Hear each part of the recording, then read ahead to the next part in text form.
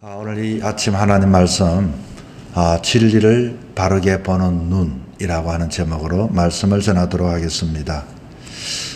진리. 여러분, 진리에 대하여 사람들은 각각 그 진리를 다르게 말할 때가 많이 있습니다. 만약 여러분이 형산강에 그 흐르는 강물의 색깔을 이야기해 보라고 한다면 어떤 사람은 그렇게 말합니다. 내가 분명히 압니다. 내가 아침에 봤더니 형산강물의 색깔이 아주 어둡습니다. 까맣습니다. 이렇게 이야기합니다. 그건 왜 그럴까요? 하늘이 먹구름이 끼면 반사되어서 그 형산강의 강물이 까맣게 보여집니다.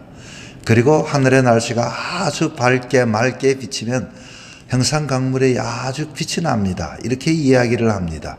쉽게 말하면 사람들이 보는 관점과 입장에 따라서 모두가 사물을 다르게 말할 수가 있다고 하는 것입니다. 예수님에 대해서도 마찬가지입니다. 사람들은 예수님에 대하여 여러분 어떻게 이야기할까요? 예수님에 대하여 아주 좋은 마음으로 보는 사람들은 예수님은 우리의 구주시죠. 예수님은 아주 믿음의 대상이죠. 예수님은 전지전능하시죠. 이렇게 보는가 하면 어떤 사람은 예수님에 대해서 이렇게 말합니다. 그 사람 미친 사람이 아닐까? 그 사람은 말이야, 내가 어려서 봤는데 옛날에 하는 것 보니까 영 뭔가 마음속에 마음에 들지 않고 마음에 차지 않고 믿음이 없는 마음으로 예수님을 보고 이야기할 때는 예수님에 대해서 부정적으로 이야기할 수밖에 없습니다. 똑같은 사람을 두고 똑같은 사물을 두고서 사람들이 보는 관점에 따라 각각 다르게 이야기를 합니다. 내 마음이 밝으면 그 사람을 밝게도 보지만 내 마음이 그 사람에 대하여 어두운 마음을 가지게 있게 되어지면 그 사람에 대하여 아주 불평하고 마땅하게 보지를 못하게 되는 것이죠. 오늘 본문에 봤더니 이 바리새인들이 예수님에 대하여 아주 못마땅하게 여겼습니다. 다시 말하면 세 가지 질문을 하지요. 이 질문 속에는 뭔가 그 안에 의심이 가득하고 진리를 진리로 바로 바라보는 눈이 없기 때문에 그런 것입니다. 첫 번째 질문이 무엇인고 하니 오늘 읽었던 본문 8장 19절에 이렇게 이야기를 합니다. 자, 이에 그들이 묻되 내 아버지가 어디 있느냐? 아버지가 어디 있느냐? 이렇게 물었어요.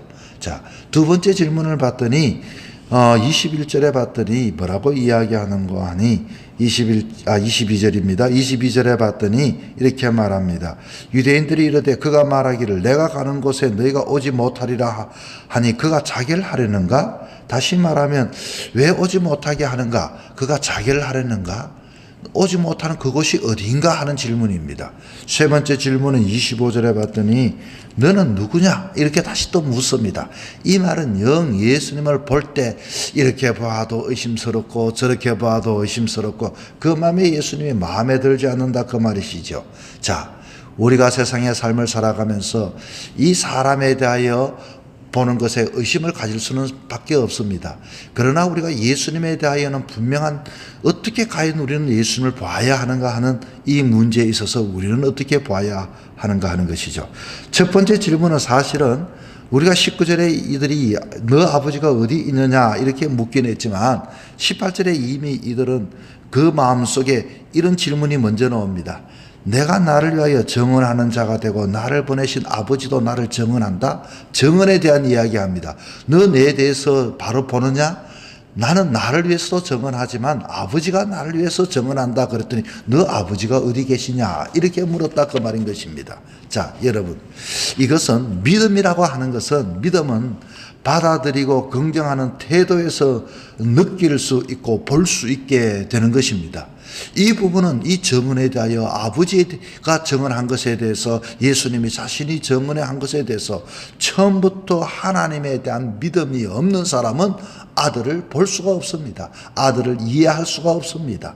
그래서 아주 냉소적이고 불순종하는 마음이라면 하나님이 어디에 계신다 할지라도 하나님에 대해서 어디에 있는가를 보지를 못한다는 것입니다. 여러분이 어떻습니까?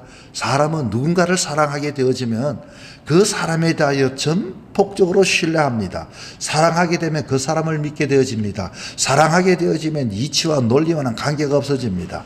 우리가 예수님은 믿음의 대상입니다.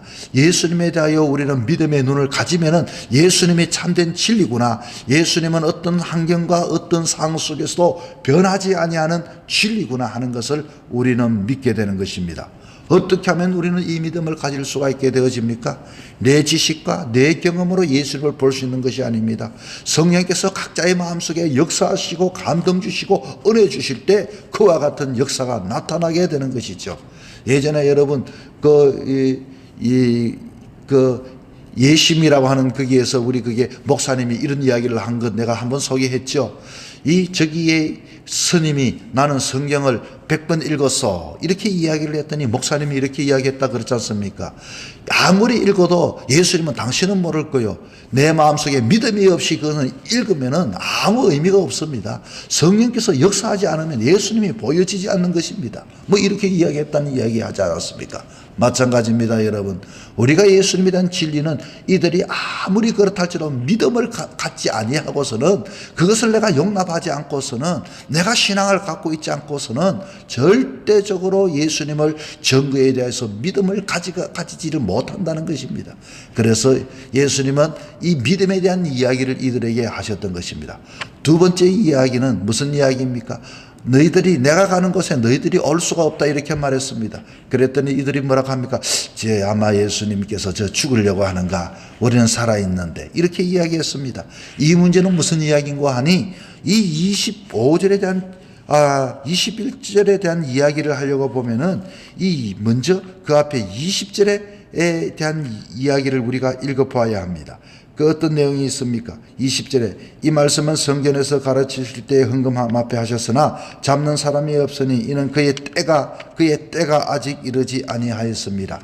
이 때에 대한 이야기를 했는데 실제적으로 이 때라고 하는 것은 지금은 예수님은 이들과 함께 있지만 예수님께서 때가 되어서 아버지가 하나님이 계신 곳에 가 계신다는 것입니다. 그런데 이들도 만약에 거기에 갈 수 있겠습니까? 믿음이 없으면 죄 때문에 갈 수가 없는 것입니다. 그러므로 우리가 그저 살았다 죽었다 이 문제가 아닙니다. 지옥에 가느냐 천국에 가느냐 하는 이 문제인 것입니다.